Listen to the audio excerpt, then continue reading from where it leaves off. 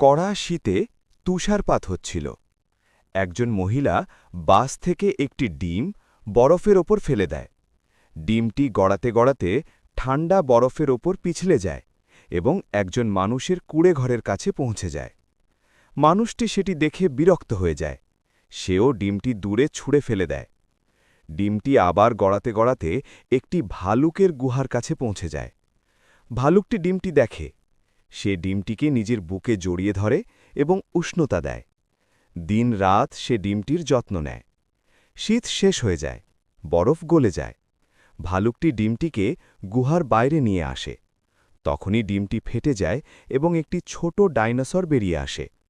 ভালুকটি তাকে নিজের সন্তানের মতো করে বড় করতে থাকে। একদিন বেবি ডাইনোসরটি জঙ্গলে ঘুরতে ঘুরতে হারিয়ে যায়। একটি বড় আদিম মানুষ তাকে ধরে নিয়ে যায়। ভালুকটি কাঁদতে থাকে।